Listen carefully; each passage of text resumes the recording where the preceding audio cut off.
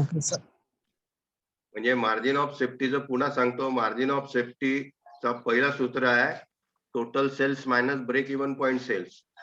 Total sales जर तुमचा 1 लाख रुपये आहे आणि ब्रेक इव्हन पॉइंट 25,000 रुपये आहे तर मार्जिन ऑफ सेफ्टी किती आहे सांगा.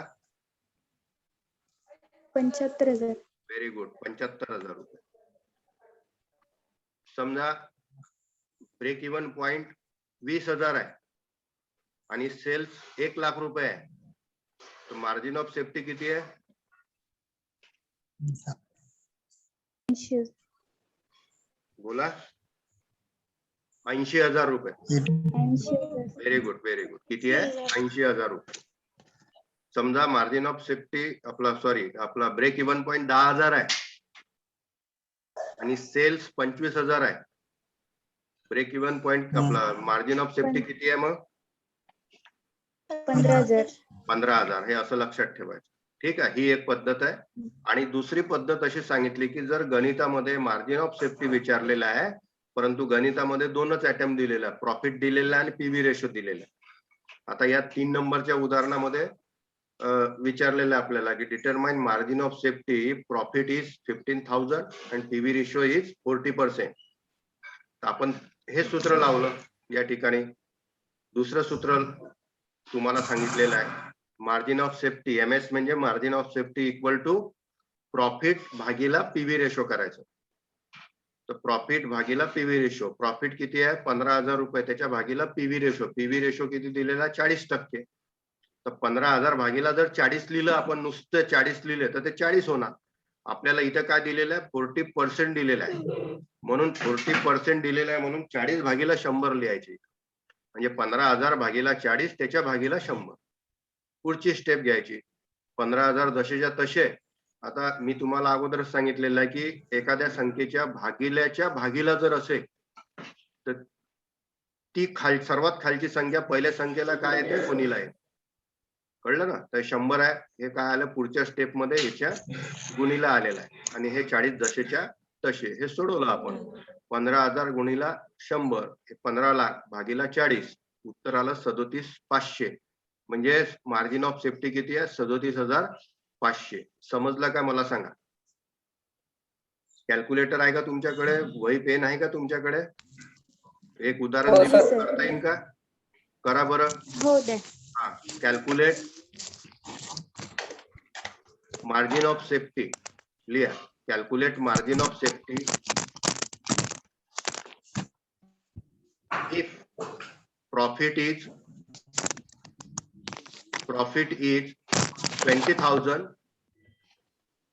Profit is 20,000 and PV ratio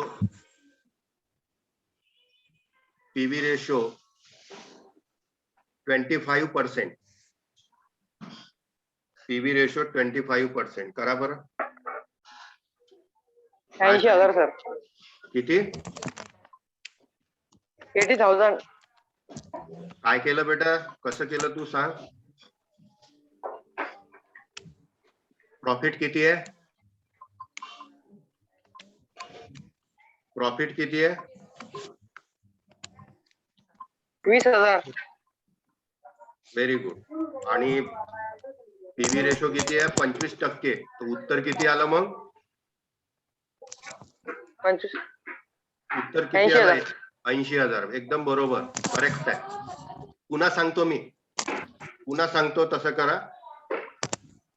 profit लिहा. प्रॉफिट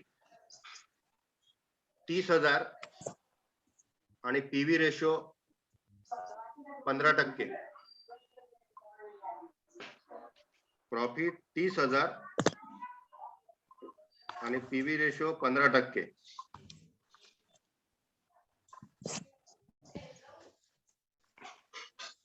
किती येते काढा.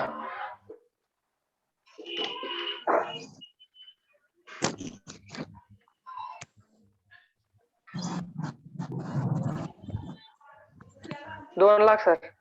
व्हेरी गुड बरोबर आहे. 2 लाख रुपये. काय केलं पहा इथं सोडून दाखवतो मी. या सूत्राचा आधार घेतो. एम एस इक्वल टू पहा ज्यांना समजलं नसेल त्यांना सांगतो. M S equal to profit किती सांगितलेलं आहे 30,000 त्याच्या भागीला किती पर्सेंट आहे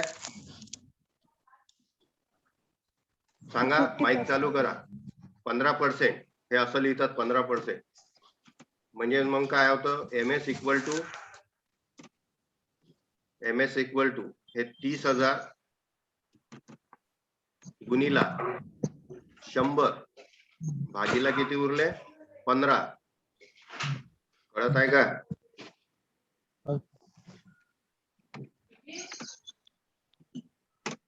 किती होणार इथं 30 लाख रुपये. 30 लाख 30 लाख 30 लाख भागीला 15 किती येतात काढा. 2 लाख. किती येतात 2 लाख. समजलं ना मार्जिन ऑफ सेफ्टी किती राहील 2 लाख. आता समजलं ना मार्जिन ऑफ सेफ्टी कसं काढतात. 2 पद्धतीने काढतात. जे गणितात दिलेला तो फॉर्म्युला लावायचा आणि तो काढायचा. कळलं एवढं समजलं ना. हा याचा स्क्रीनशॉट काढून राहू द्या हो. तुमच्या माहितीसाठी. तुम्हाला म्हणजे घरी करता येईल. टाइम संपत चालला का आपला. ठीक आहे समजलं ना एवढं हे एमसीक्यू. हो सर. हा त्याच्यानंतर आहे पुढचं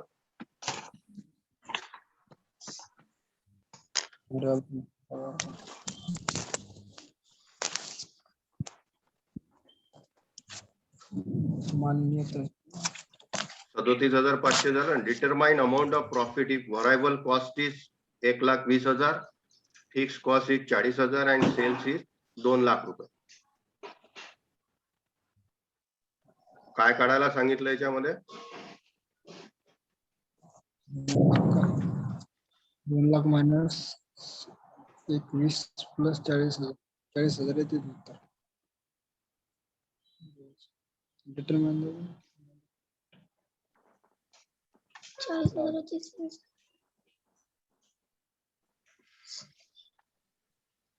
तुम्हाला मार्जिन ऑफ सेफ्टी सांगितलेलं आहे ना मागच्या गणितात.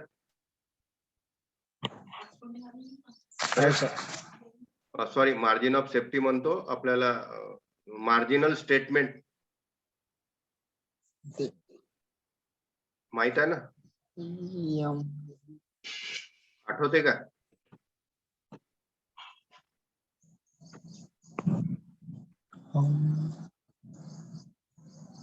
Marginal statement.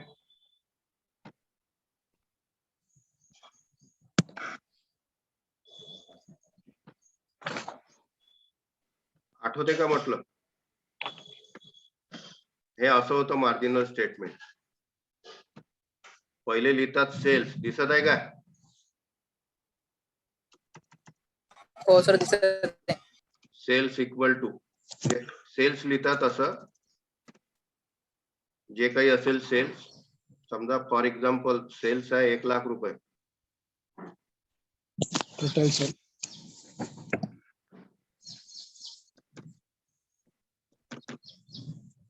याच्यातून मायनस करतात व्हरायबल कॉस्ट. म्हणजे हा फॉर्म्युला आहे एका प्रकारे मार्जिनल सेफ्टीचा. मार्जिनल सेफ्टी म्हणतो मार्जिनल स्टेटमेंटचा. तर यातून मायनस केलं समजा आपण व्हरायबल कॉस्ट. व्हरायबल कॉस्ट 10,000.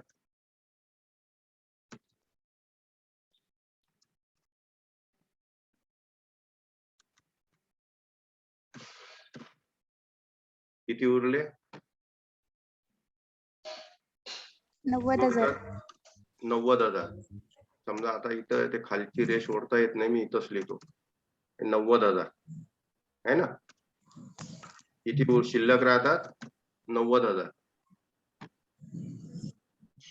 आता या 90,000 ला काय म्हणायचं याला म्हणायचं कॉन्ट्रीब्युशन. आठवत असेल तुम्हाला त्या व्हिडिओ मध्ये सांगितलं होतं मी तुम्हाला.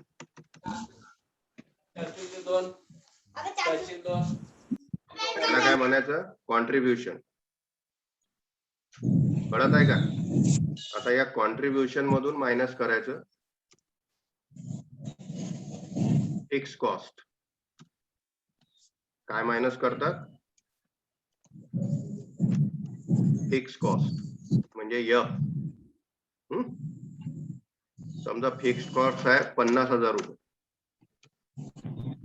किती शिल्लक राहतात? किती शिल्लक राहतात? 90,000 मधून 50,000 गेले. 40,000. किती शिल्लक राहतात? 40,000. हा फॉर्म्युला आहे. आता याच्या खाली रेश ओढता येत नाही इथं. म्हणजे बघा 1,00,000 मधून 10,000 गेले, उरले 90,000. याला म्हणायचं कॉन्ट्रीब्युशन. या कॉन्ट्रीब्युशन मधून दुसरा खर्च मायनस करायचा, पण फिक्स कॉस्ट तो आहे 50,000. आला का लक्षामध्ये? तर ते मायनस केल्यानंतर इथं शिल्लक राहतात किती? 40,000. याला म्हणायचं नेट प्रॉफिट म्हणजे प्रॉफिट. आता आपल्याला त्या गणितामध्ये काय विचारलेलं आहे सांगा बरं? ते आत्ताच पाहिलेलं आहे. ते काय विचारलं होतं आठवते का?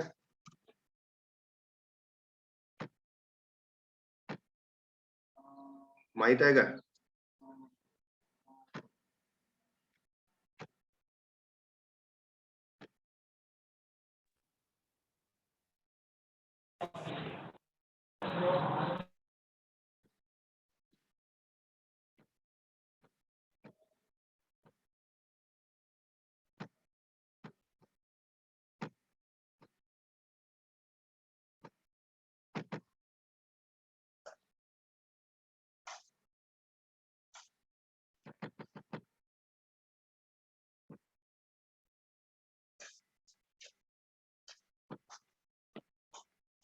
स्क्रीन दिसत आहे का? हो सर. तेव्हा हे सगळे फॉर्म्युले दिलेले आहेत तिथं पुस्तकामध्ये. कळलं काय? हे लक्षात ठेवायचे सगळे. तुम्हाला MCQ मध्ये विचारलं तर हे फॉर्म्युले लक्षात ठेवायचे. पीव्ही रेशो सुरुवातीपासून दिलेलं आहे, याच्यामध्ये सगळे डिक्टेट केलेले आहे तुम्हाला. दिसत आहे का? ब्रेक इव्हन पॉइंटचा फॉर्म्युला काय आहे? रुपयासाठी F/1 - V/S सांगितलेलं त्या व्हिडिओ मध्ये सगळं. दुसरा फॉर्म्युला आहे ब्रेक इव्हन पॉइंट, तो सारखं म्हणजे ते F × S, S - V हा लावला तरी चालते. तिसरा फॉर्म्युला ब्रेक इव्हन पॉइंटचा F/PV रेशो आहे. नंतर ब्रेक इव्हन पॉइंट जर संख्येमध्ये काढायचे, युनिट्स मध्ये काढायचा, तर हा फॉर्म्युला आहे. नंतर दुसरा ब्रेक इव्हन पॉइंट इन युनिटचा हा फॉर्म्युला F/S - V तोच आहे तो F. आणि तर जे पर युनिट सेल्स आहे ते S लिहिलेलं आहे, पर युनिट व्हरायबल कॉस्ट म्हणजे V लिहिलेलं आहे. दुसरा फॉर्म्युला आहे, तिसरा फॉर्म्युला आहे ब्रेक इव्हन पॉइंट युनिट्स मध्ये काढायचा F/C. हे लक्षात ठेवायचे सगळे. हे फॉर्म्युले महत्वाचे आहे. कळलं का? आणि त्याचं ऍब्रिव्हिएशनचं इथं स्पष्टीकरण दिलेलं आहे. F = फिक्स कॉस्ट, V म्हणजे व्हरायबल कॉस्ट, S म्हणजे सेलिंग प्राइस, C म्हणजे कॉन्ट्रीब्युशन, PV रेशो म्हणजे प्रॉफिट व्हॅल्यू रेशो. याचं एक्सप्लेनेशन दिलेलं आहे. त्याच्यानंतर खाली या ठिकाणी पीव्ही रेशो कसा काढायचा त्याचा फॉर्म्युला दिलेला आहे. PV ratio = S - V/S × 100. PV रेशोचा दुसरा फॉर्म्युला दिलेला आहे. PV ratio = difference between profit upon difference between sales गुणिले 100. त्यानंतर मार्जिन ऑफ सेफ्टीचा फॉर्म्युला दिलेला आहे. आत्ताच झालेला आहे आपला मार्जिन ऑफ सेफ्टी. पहिला फॉर्म्युला कोणता सांगितला पहा, इथं दिसतंय का स्क्रीनवर? हा सर. हा आता फॉर्म्युला आपण घेतला ना मार्जिन ऑफ सेफ्टीचा, total sales minus break even point sales हा सांगितला. दुसरा फॉर्म्युला कोणता आहे? Profit upon PV ratio. दिसलं इथं? दिसलं ना? हो सर. हा हो सर. हा, हे लक्षात ठेवायचे. हो हे सर. दोन घेतले. त्याच्यानंतर फॉर्म्युला फाइंडिंग ऑफ सेल्स. जर तुम्हाला गणितामध्ये सेल्स विचारलं की सेल्स शोधून काढा, तर त्याचं हे फॉर्म्युला आहे. Sales = variable cost plus fix cost plus profit. हा सेलचा फॉर्म्युला आहे. दुसरा फॉर्म्युला आहे टोटल कॉस्ट प्लस प्रॉफिट. तिसरा फॉर्म्युला आहे sales minus contribution plus variable cost. Sales = contribution plus variable cost. हे इथं मायनस लिहिलेलं आहे, इथं बरोबरचं चिन्ह पाहिजे. Sales = contribution plus variable cost. आता हा पण फॉर्म्युला तुम्ही लावू शकता तिथं.